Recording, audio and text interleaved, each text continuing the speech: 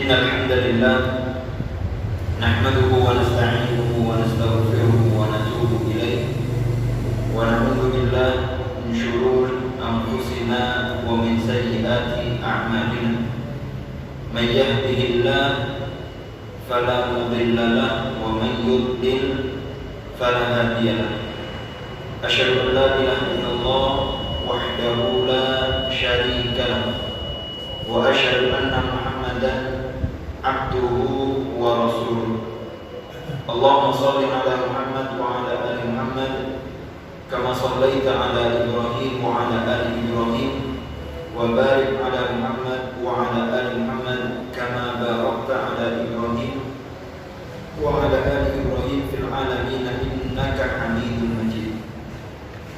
قال الله تعالى في القرآن الكريم يا أيها الذين آمنوا اتقوا الله حق تقاته ولا تموتن إلا وأنتم مسلمون. يا أيها الناس اتقوا ربكم الذي خلقكم من نفس واحدة وخلق منها زوجها وبث منهما رجالا كثيرا ونساء واتقوا الله الذي تساءلون به والأرحام إن الله كان عليكم رقيبا.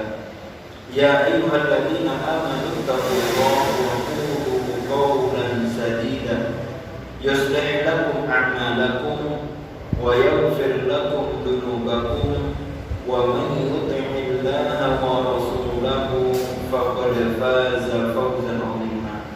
أما بعد اللهم انفعنا بما علمتنا وعلمنا ما ينفعنا وارزقنا علوما تنفعنا في الدين والدنيا والآخرة. ربنا زدنا علما وارزقنا فهما. اللهم ارزقنا فهم النبيين وحفظ المرسلين وإلهام ملائكتك المقربين.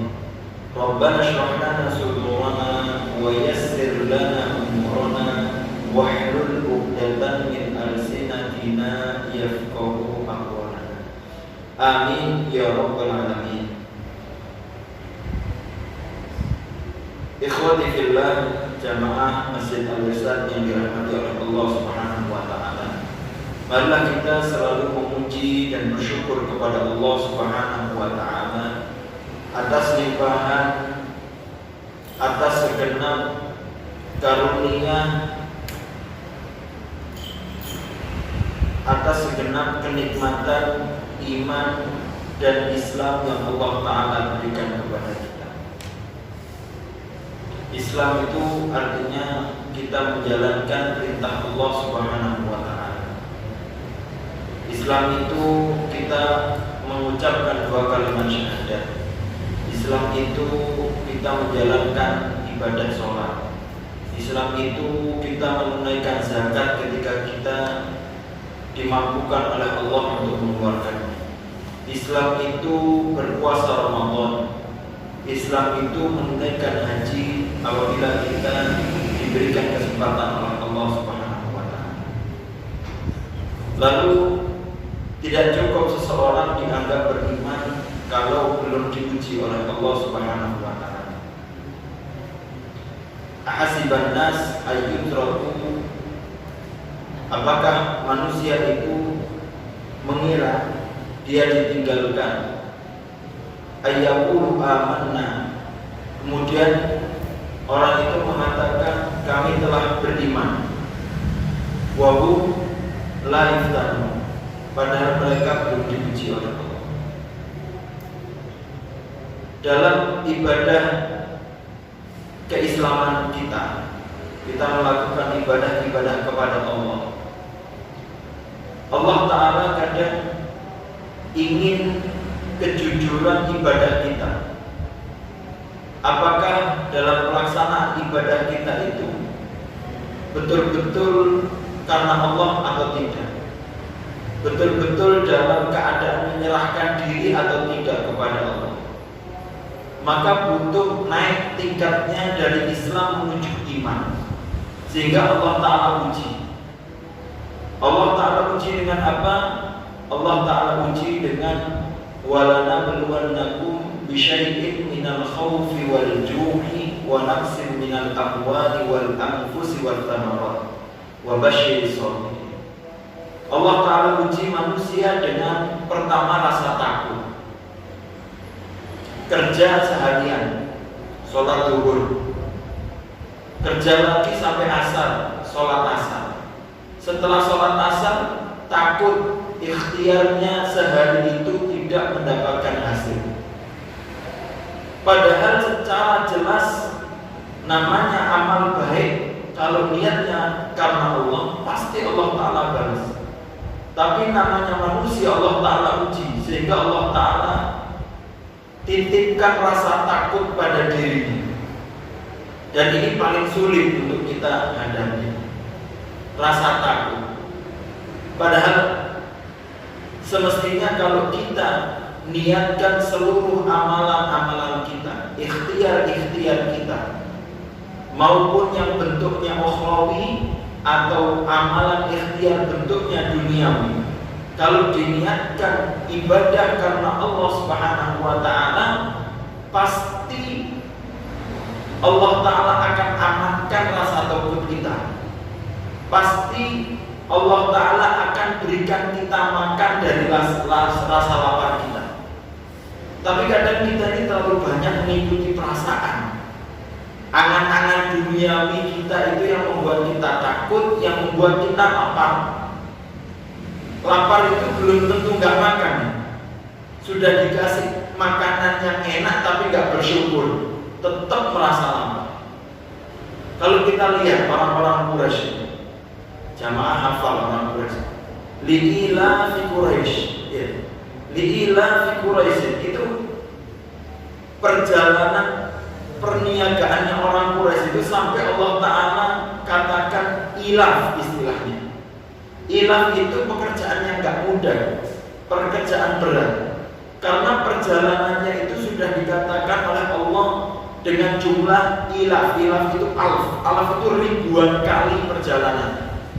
Bukan Tulungagung Kediri, bukan Kediri Pare, tapi rihla syita wasayf, perjalanan musim dingin musim panas. Yang mana musim dingin itu 6 bulan, musim panas 6 bulan. Berarti perjalanan itu bukan naik pesawat 1 jam nyampe terus mendadak sorenya pulang, ya. Tapi perjalanannya butuh 6 bulan. 6 bulan mungkin 3 bulan perjalanan, dagang 3 bulan pulang. Nanti setelah nyampe Mekah berangkat lagi ke tempat yang lain. Nah, itu kata para ulama, rihlat tasyita iwaswaf itu perjalanan musim panas musim dingin. Kalau musim panas ke Syam, dari Mekah ke Syam, dari Mekah ke Palestina, jauh ya. Kita lihat di berapa? 2.500 kilo, Masya Allah. Itu Surabaya Jakarta berapa kali?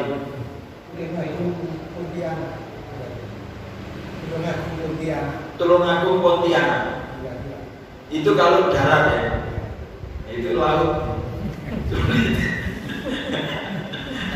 Diukur jalan gak iso, tenang. Jauh. Itu jalan mereka, naik unta. Bukan perang, perang udah cepet. Bawa dagangan, unta jalannya melunuk gitu. Itu perjalanan jauh, ilaf. Itu juga terus kalau musim dingin ke Yaman. Nah, berapa nih kalau Mekah Yaman? Jauh juga lah intinya. Nah, 1000-an. Tetap jauh, 1000 kilo lebih.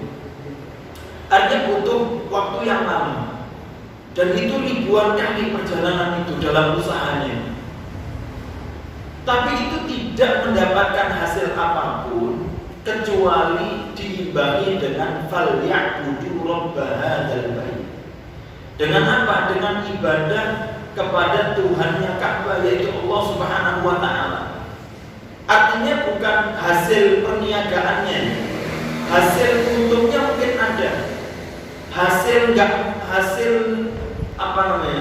kenyangnya mungkin ada, tapi merasa cukup dengan apa yang diberikan, maksudnya bisa bersyukur dengan makanannya.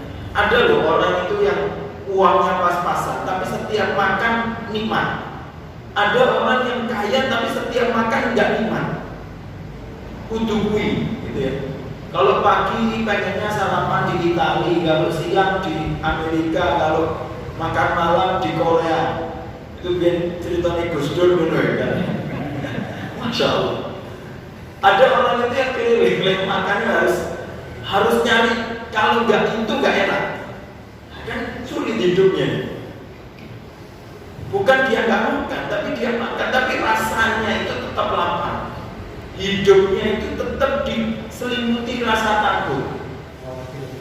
Ya, kemarin Masya Allah pas akad nikah di Surabaya, orang Fulus itu akad datangnya telat, duduk megang HP, habis akad selesai langsung pulang. Anak melihat Masya Allah sesibuk itu kah orang kaya ini? Ya orang-orang yang kayak kita orang ini apa la ali nggak jelas.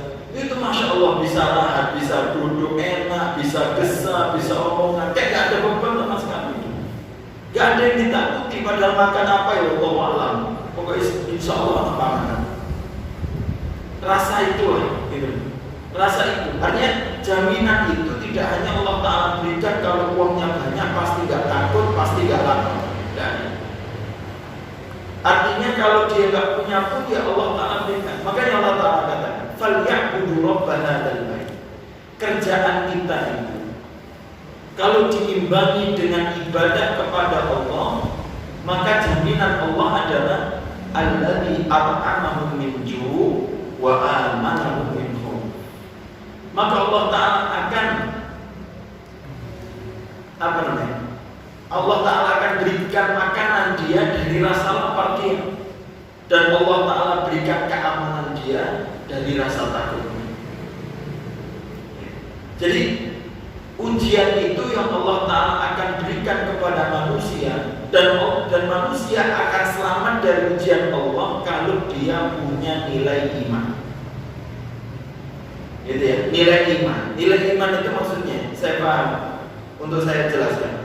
Nilai iman itu artinya ibadah-ibadah yang kita lakukan kalau tidak menghasilkan iman kepada Allah, maka ibadah kita itu rasanya kering, meskipun sudah tuntas untuk sebagai sudah melaksanakan itu, sudah selesai, gugur kewajibannya sudah selesai, tapi tidak membawa rasa iman kalau tidak dikuatkan keimanan kita dalam beribadah kepada Allah. Artinya kalau kita sholat ya niatnya karena Allah. Setelah itu, setelah sholat ya berarti hidup kita ini hidup karena Allah, hidup yang tidak ada yang lebih besar daripada kalimat Allah Subhanahu wa Ta'ala. Allahu Akbar. Jadi nilai iman itu. Jadi habis sholat, setelah sholat kalau ada masalah ya kita dapat imannya. Imannya apa? Oh, urusan sing mau tak kerjakan ini tidak lebih besar daripada Allahu Akbar. Oh, rasa takut yang saya khawatirkan setelah ini tidak lebih besar daripada Allahu Akbar.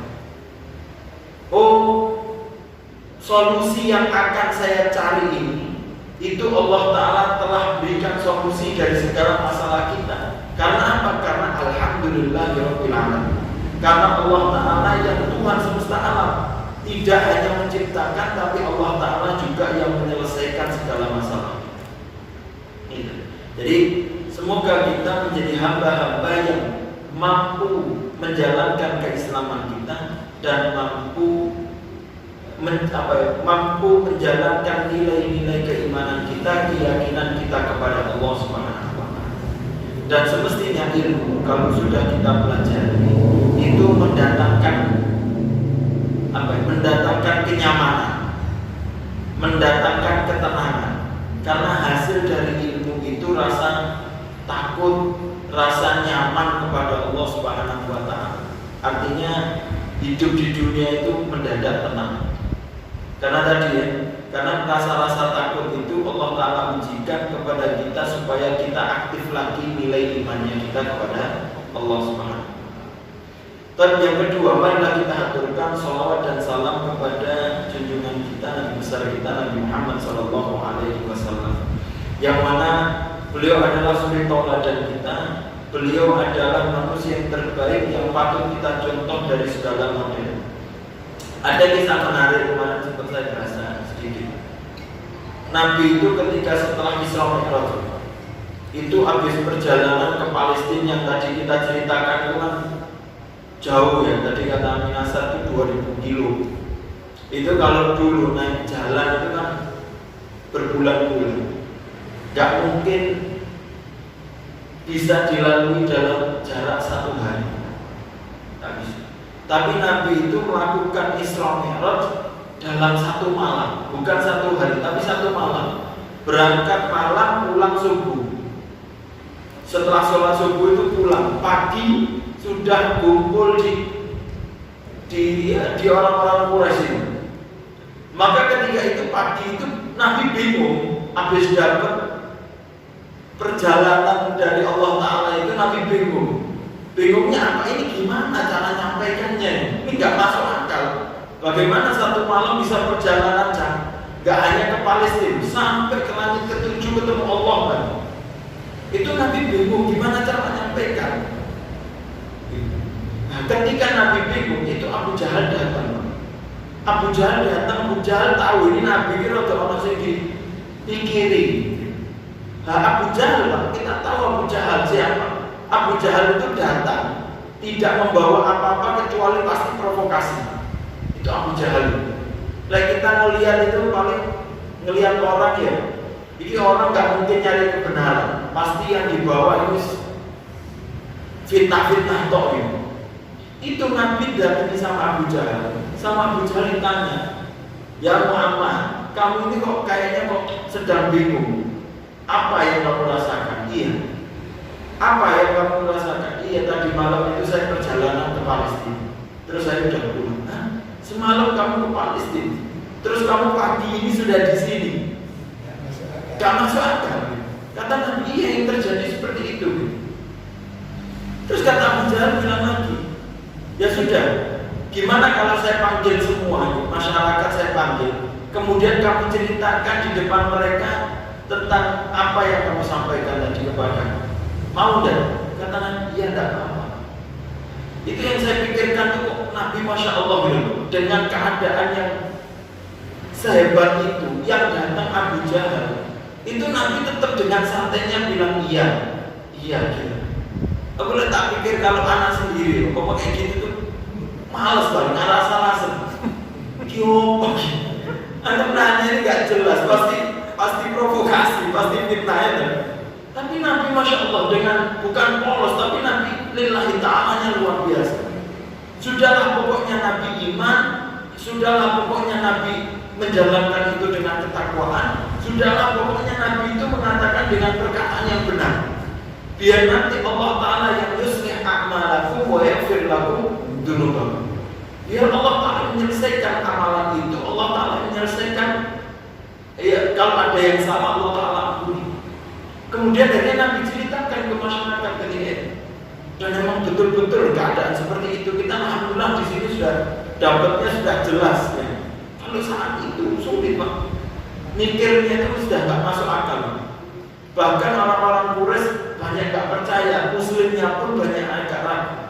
Sehingga mereka datang ke Abu Bakar, yang mana Abu Bakar ini sahabat karibnya Nabi. Kalau Abu Bakar tidak mempercayai sudah habis, gak ada yang percaya sama Nabi.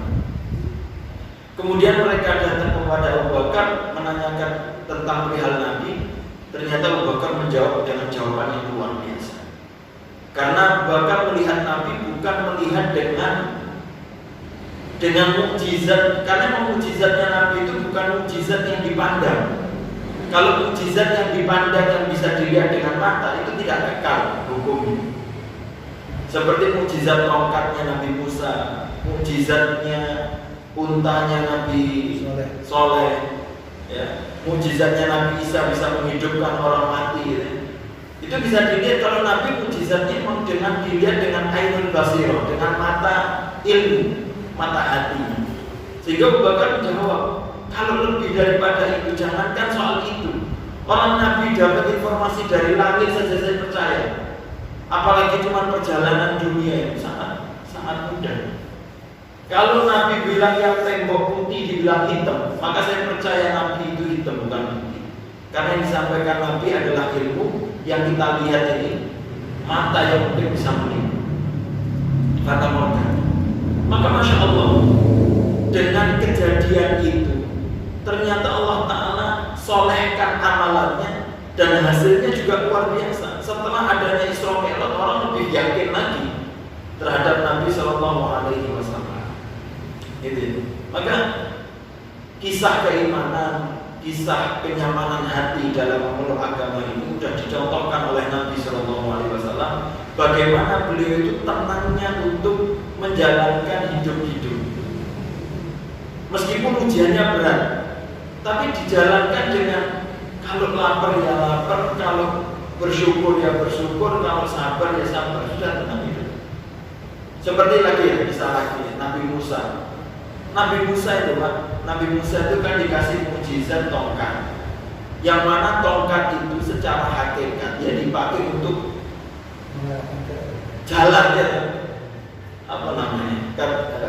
Atawakka'u 'alaiha wa ahusyu biha 'ala ghanami wa liyafiha. Kata Abu Bakar, tongkat ini, kata Musa, Nabi Musa, tongkat ini untuk anak atawakka, untuk anak jalan, sama untuk gesuk kambing.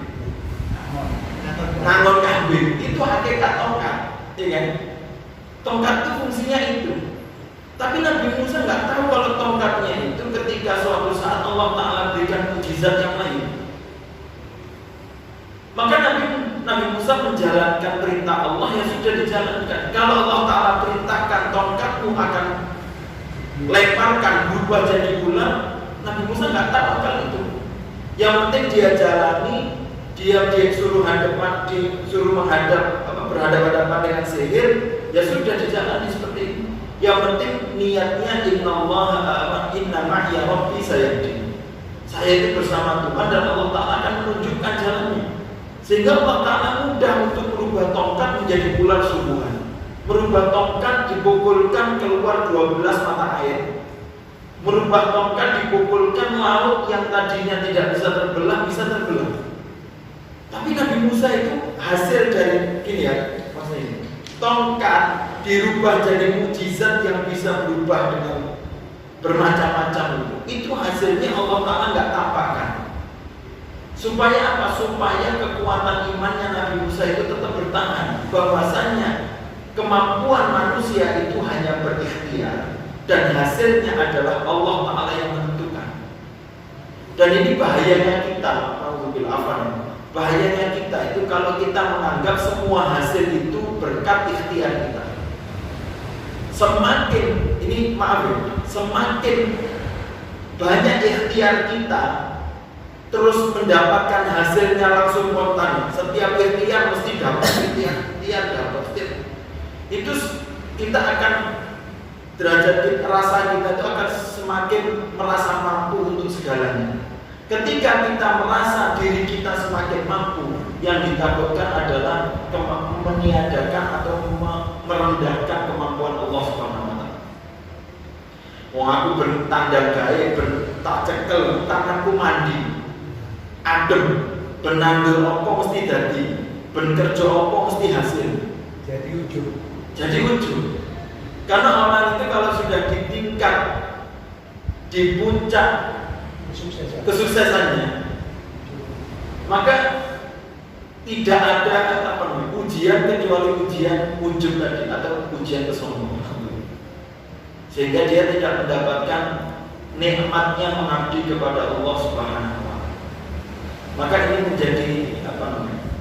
menjadi tazkiyah nufus bagi kita, dan harus kita kuatkan segala amalan-amalan kita ini, bahwasanya tidak lain kecuali karena campur tangan Allah Subhanahu wa Ta'ala dalam kehidupan. Kalau sedikit saja Allah Ta'ala itu nu'as, ngantuk, la takhuluhu sinatu wa la naum, sedikit saja Allah Ta'ala ngantuk, amburadul, kocar kacir. Tapi karena ada Allah Subhanahu wa Ta'ala, sehingga kita bisa menikmati hidup sampai saat ini. Dan kemudian insya Allah kita lanjutkan kajian tadabbur kita, ya, menjadikan Al-Quran sebagai pedoman hidup kita semua. Pertemuan sebelumnya kita membahas ayat surat Al-Baqarah ayat yang ke-177. Ya, itu pertemuan sebelumnya. Ada sedikit menarik di sini, sebagaimana Allah Taala katakan di ayat 177, "Laisal birra an tuwallu wujuhakum qibala al-masyriqi wal maghrib, walakinnal birra man amana billahi wal yawmil akhir wal malaikati wal kitabi wan nabiyyin wa atal mala ala hubbihi dzawil qurba wal yatama wal masakin wa banas sabil was-sa'ilina wa fir riqab wa aqamas salata wa ataz zakata wal mufuna bi ahdihim idza ahadu was-sabirina fil ba'sa'i wad dharra'i wa 'inal ba's ulaika alladziina shadaqu wa ulaika humul muttaqun." Ini kan Allah Ta'ala menceritakan bahwasanya bukan ketaatan yang sesungguhnya orang yang hanya menghadap kiblat, tapi bukan dengan keimanan. Jadi hakikat kita menghadap kiblat, hakikat kita menyembah Allah untuk dengan menghadap kiblat itu karena perintah Allah Subhanahu wa Ta'ala. Ya. Jadi ketaatan sesungguhnya adalah menjalankan apa yang Allah Ta'ala perintahkan.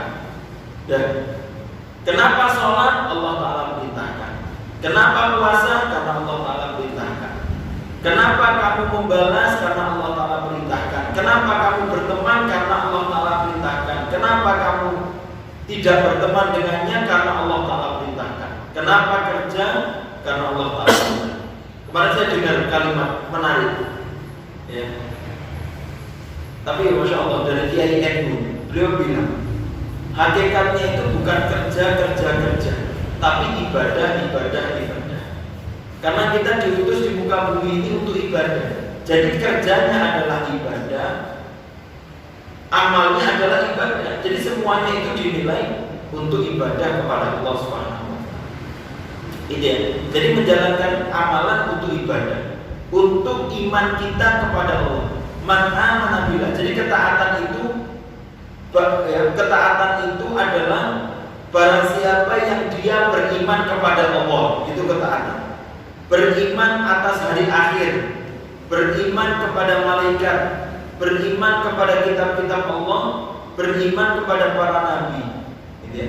Kemudian dan mereka yang taat itu juga adalah mereka yang wa'atal mala, mendatangkan hartanya, mengeluarkan hartanya di atas kecintaannya. Gitu ya.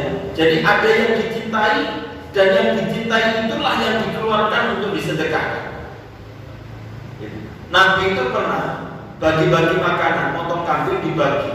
Kemudian di akhir Nabi tanya sama Aisyah, "Ya Aisyah, yang tersisa apa?" Kata Aisyah, "Semuanya habis, yang tersisa sampilnya." Kata Nabi, semuanya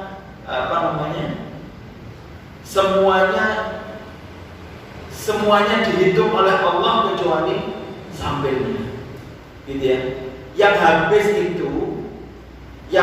itu milik orang. Ya. Gini, semuanya habis kecuali sampilnya. Maka yang habis itu yang menetap jadi pahala. Gitu. Karena yang habis itu disedekahkan karena Allah Subhanahu wa Ta'ala, dan itu yang kekal. Ya, yang sampil ini yang belum kekal, ini yang belum jelas umurnya bagaimana dan nasibnya bagaimana.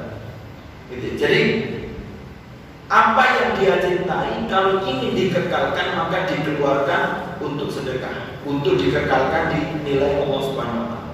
Wa atal mala ala hubbihi dzawil qurba, diberikan kepada kerabat terdekat. Wal yatama, orang yatim, wal masakin, orang miskin, wa banas sabil, yaitu orang yang berperjalanan jauh. Wasailin, orang yang minta-minta. Wa fir riqab, dan budak. Wa aqamas shalah. Ketaatan itu adalah orang yang menunaikan sholat, menunaikan zakat, wal mufuna bi ahdihi idza ahadu, dan mereka yang menunaikan janji-janjinya ketika dia berjanji. Nah, ini yang menarik. Di sini Allah Ta'ala mengatakan orang yang yang taat itu pertama man amana, kemudian wa atal mala, yang ketiga adalah wa aqama shalah. Semuanya menggunakan fi'il madhi, ya, dan pelakunya menggunakan fa'il. Tapi ketika wasabiri itu Allah Ta'ala tidak menggunakan as-sabirun, orang yang sabar, tapi Allah Ta'ala menggunakan as-sabirin. Artinya gini, as-sabirin itu seseorang yang menahan untuk kehilangan sesuatu, gitu ya. Orang yang menahan karena dia harus mengorbankan sesuatu, itu namanya sabar. Makanya dia diberikan menggunakan kalimat maf'ul. Artinya dia terkena sesuatu itu. Jadi sabar itu konsepnya bukan sabar itu bukan mengeluarkan, tapi dia menahan untuk mengorbankan sesuatu. Ditekan untuk mengorbankan, itu namanya sabar. Kita kan, kenapa kita sabar? Karena ada sesuatu yang hilang dari kita. Kenapa kita sabar? Karena ada sesuatu yang harus kita korbankan. Ada nilai pengorbanan yang harus kita keluarkan. Makanya kita ditekan untuk bersabar kepada Allah Subhanahu. Gitu ya. Dan emang sifatnya itu berat, emang sifatnya ditekan, maka kita harus menahan atas kesabaran itu. Wasabirina fil ba'sa wad dharra wa hinal ba's. Baik. Itu sedikit faedah yang bisa ditambahkan. Baik. Selanjutnya di ayat selanjutnya Allah Ta'ala mengatakan di ayat yang ke-178, ya ayyuhalladzina amanu kutiba alaikumul qisasu fil qatla al-hurru bil hurri wal 'abdu bil 'abdi wal untha bil untha. Wahai orang-orang beriman, ya, wahai orang-orang yang beriman. Ini juga menarik ini. Kenapa sih yang Allah Ta'ala panggil itu selalu orang beriman, padahal ada orang muslim? Ya, ya ayyuhalladzina aslamu, kan gitu bisa. Wahai orang-orang yang telah muslim, yang telah Islam. Tapi Allah Ta'ala panggil ya wahai orang-orang yang beriman. Berarti orang-orang beriman itu orang yang sudah mengaitkan hatinya dengan Allah, sehingga dia pantas untuk diuji atas kejujurannya, apakah amalannya itu sudah dikaitkan seluruhnya karena Allah atau tidak. Apakah ketika dia diuji, dia kehilangan Allah atau tidak, atau menghilangkan Allah atau tidak. Makanya orang-orang beriman itu derajatnya lebih tinggi daripada orang yang sekedar Islam. Makanya Allah Ta'ala ini tingkatkan derajat orang yang Islam itu dengan keimanan. Wahai orang-orang yang beriman, kutiba alaikumul qisas, ada syariat, ada tanggung jawab yang harus dikerjakan. Allah Ta'ala telah mewajibkan bagi kalian al-qisas. Apa itu qisas? Qisas itu balasan, balasan atau hukuman fil qatla, dalam pembunuhan. Balasannya apa? Al-hurru bil hurri. Kalau ada orang merdeka yang membunuh orang merdeka, maka dia yang merdeka harus dibunuh. Ya, yang membunuh harus dibunuh. Wal 'abdu bil 'abdi. Kalau ada seorang budak yang membunuh budak, maka dia harus dibunuh. Wal untha bil untha. Dan kalau perempuan ada yang membunuh perempuan yang lain, maka dia harus dibunuh. Gitu ya. Jadi al-qisas itu dibalas dengan setimpal bagaimana dia melakukan kesalahan. Bagaimana prosesi pembunuhannya? Ya bagaimana dia membunuh. Ya, jadi setimpal. Fa'atibu bimithli ma uqibtum bihi. Maka hukumlah sebagaimana kamu dihukumi. Ya. Maka hati-hati, ini bahaya. Orang yang membunuh maka dia dibalas dengan dibunuh. An-nafsu bin nafsi, jiwa dibalas dengan jiwa. Faman ufiya lahu min akhihi syai'un fattiba'un bil ma'ruf. Tetapi barang siapa yang ufiyalahu, dia dimaafkan min akhihi, dari saudaranya. Ya. Ini menunjukkan bahwasanya ya, pembunuh dan dibunuh dan yang membunuh itu sebetulnya dia saudara. Ya, sama-sama manusia, merdeka, sama-sama muslim. Semestinya dia saudara. Tapi ketika dia dibunuh, maka dia hukum Islam adalah dia harus dibunuh. Tetapi faman ufiyalahu, kalau dia dimaafkan min akhihi. Akhihi ini ada yang mengatakan para ulama tafsir, akhihi itu adalah walinya orang yang dibunuh, yaitu ahli warisnya. Kalau ahli warisnya ada yang memaafkan si pembunuh, ya, fattiba'u bil ma'ruf, maka dia dihukumi maka dia dimaafkan untuk tidak dibunuh. Tapi syaratnya, Pak, syaratnya minimal satu orang ada yang memaafkan, maka menjadi haram darah orang yang membunuh untuk dibunuh. Jadi gini ya, kalau ada seseorang dibunuh, maka hukum Islam dia harus dibunuh dengan persyaratan apa? Ahli warisnya semuanya sepakat kalau orang ini dibunuh, dihukumi dengan hukum Islam untuk dibunuh, sepakat. Tapi kalau ada satu saja ahli warisnya tidak sepakat dan mengatakan dimaafkan, berarti ada darahnya di orang yang membunuh ini mendadak menjadi darah yang haram untuk dibunuh, karena dia sudah dilepaskan maafan. Iya, Masya Allah, Muslim itu begitu, iya, begitu tolerannya, begitu memperhatikannya darah seorang Muslim. Kalau ada ahli warisnya satu saja yang memaafkan, maka dia dimaafkan. Ya, tidak dibunuh maksudnya. Fattiba'u bil ma'ruf. Maka kalau dia sudah dimaafkan, maka ikutilah dengan yang baik. Artinya kalau sudah dimaafkan, ya sudah maafkan. Ya jangan ketika dimaafkan kemudian diincar di belakang itu untuk dipateni di belakang. Gitu ya.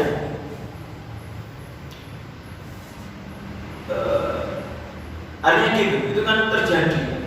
Waktu itu pernah terjadi di Madura, masalahnya. Itu ada anak dibunuh sama bapaknya. Nah, kemudian keluarga ibunya nggak terima, dicari ya orang ini, dicari orangnya nggak ada, dibela sama bapaknya si pembunuh. Oh, bapaknya dihabisi juga, nggak terima, Masya Allah.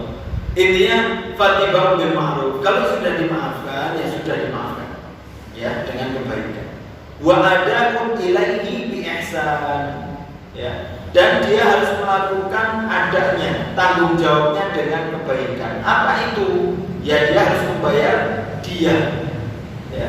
Dimaafkan artinya dia juga harus membayar dianya. Jadi pertama itu orang membunuh hukumnya dibunuh. Ya itu kalau minta, nggak bisa. Apa? Minta potongan dulu nggak bisa. Ya kalau minta potongan boleh. Tapi kalau nanti kalau 100 unta dengan nilai apa? Tapi 50 juta. Terus dia keberatan minta potongan itu hukumnya gimana? Dia naik untung bonus gitu. Apa nyari unta yang promo? Apa harus sesuai itu? Tidak, makanya itu kalau faman ufia, makanya kalau dimaafkan, jadi derajatnya gitu, dibunuh dulu. Kalau dimaafkan bayar 100 unta. Kalau keluarganya mau masih memaafkan untuk dipotong, nggak apa-apa dipotong.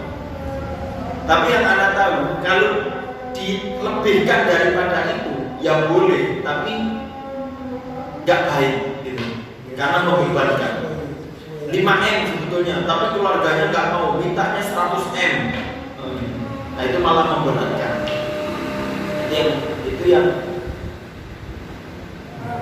Itu yang wallahu a'lam, setahu saya itu yang nggak boleh. Tapi kalau dikurangi, kalau keluarganya memaafkan, nggak apa-apa. Bahkan mungkin kalau nggak sama sekali nggak apa-apa, kalau ahli warisnya sudah betul-betul ikhlas karena Allah sudah dibiarkan.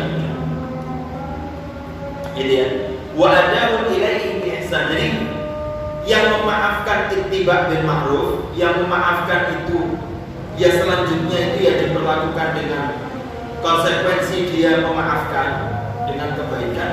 Wa ada ilaihi biihsan, yang dimaafkan juga harus mengajak membayar itu dengan kebaikan. Artinya ya harus menunaikan cepat. Gitu ya. Kalau emang langsung 100 unta ya harus dikeluarkan bagaimana? Entah harus jual rumahnya atau apa, pokoknya harus dikeluarkan 5M. Gitu ya.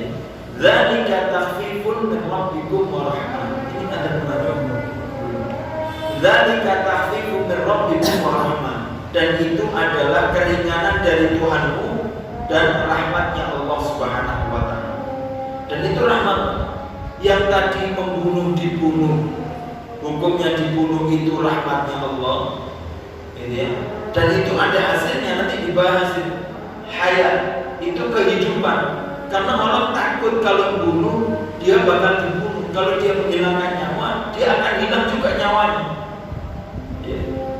Secara jelas maka itu kehidupan, itu rahmat dari Allah Subhanahu wa taala. Kalau dimaafkan, bayangkan udah membunuh, kalau keluarganya merelakan untuk dimaafkan, Allah Ta'ala juga berikan koordinat untuk dimaafkan. Itu rahmatnya Allah Subhanahu wa taala. Ya, karena darah muslim itu haram, suci, melebihi hormat, ya, melebihi hormat Ka'bah, melebihi sucinya Ka'bah. La yahillu damu imri'in illa bi ihdat thalath. Ya, tidak halal darahnya muslim itu kecuali 3. Ya, seseorang yang ya at-tariku fiddin, orang yang keluar dari agama, kemudian az-zanil muhsan, ya, orang yang sudah berkeluarga kemudian dia zina, maka dirajam, sama al-mufarid bidini, ya, orang yang keluar di medan perang, ya, orang yang keluar di medan perang. Baik. Faman i'tada ba'da dzalika falahu 'adzabun 'alim. Tapi barang siapa yang melampaui batas dari segala yang telah Allah Ta'ala berikan hukumannya itu, maka Allah Ta'ala akan berikan azab yang pedih. Ya, ini juga menunjukkan kalimat min akhihi tadi dari saudaranya, bahwasanya orang yang melakukan pembunuhan itu tetap, kalau dia muslim kemudian dia membunuh, naudzubillah, dia tetap saudara muslim. Meskipun dia dibunuh, tapi dia tidak sampai ke derajat keluar dari Islam. Dia tetap muslim, dia tetap wallahu a'lam, mungkin Allah Ta'ala akan ampuni di akhirat, tapi dia tidak terlepas dari hukuman dunia. Gitu ya. Jadi ini untuk membantah juga dari pemikiran Khawarij atau Mu'tazilah yang menganggap pelaku dosa besar itu keluar dari agama. Ya, tapi mazhab Ahlussunnah, selama dia menyembah Allah Subhanahu wa taala, selama dia bertauhid, tidak syirik kepada Allah, maka dia agama Islam. Kita dengarkan adzan dulu.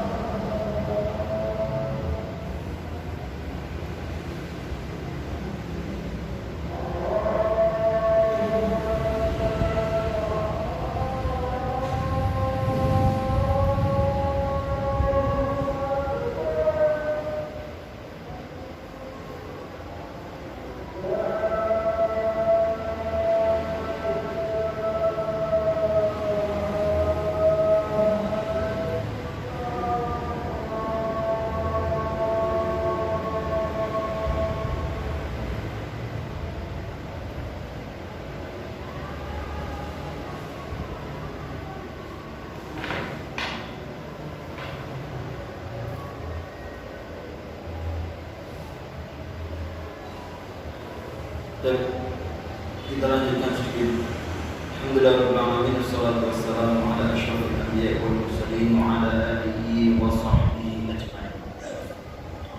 Kemudian Allah Ta'ala mengatakan di ayat yang 179, walakum fil qisasi hayatun ya ulil albab la'allakum tattaqun.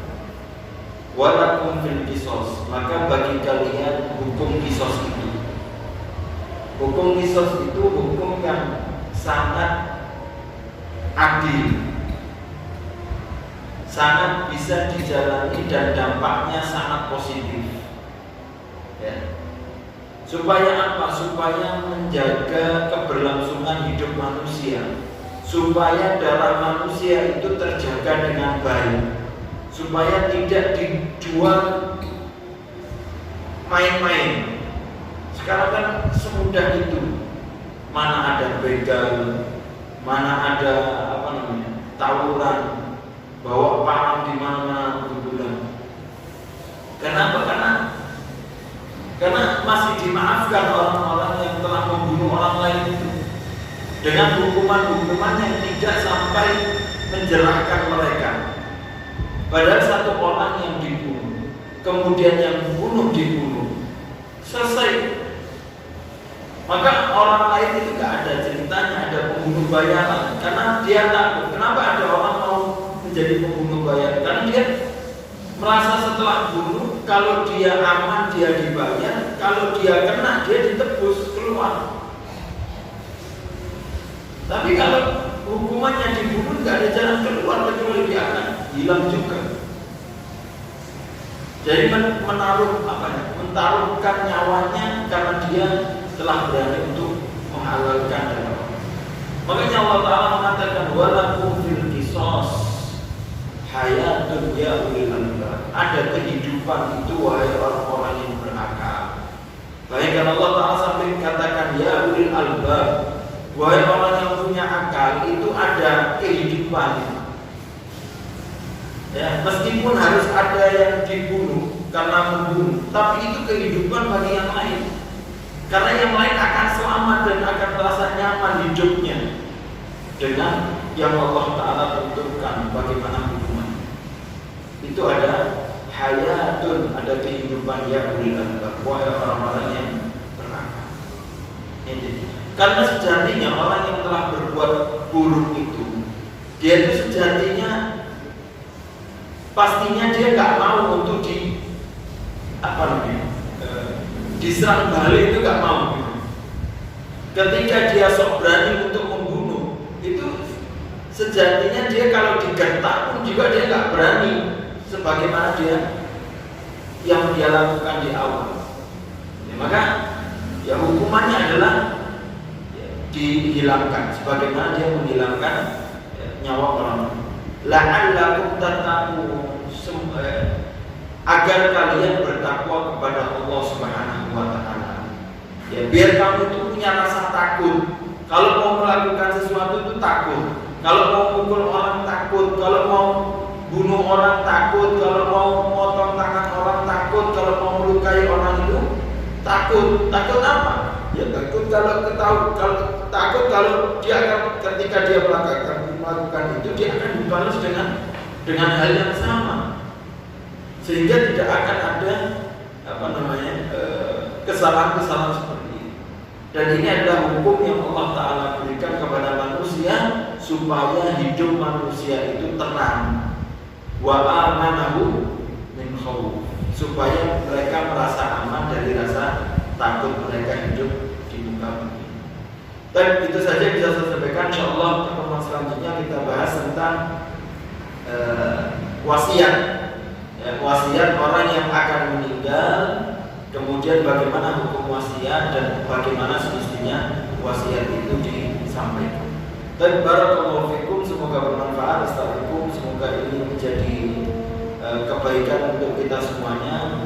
Semoga dengan kita menghadiri kajian, menambah ilmu, itu nanti Allah Ta'ala akan berikan taufik kita untuk melakukan dari ilmu yang kita pelajari untuk melakukan amal yang soleh, amal yang baik.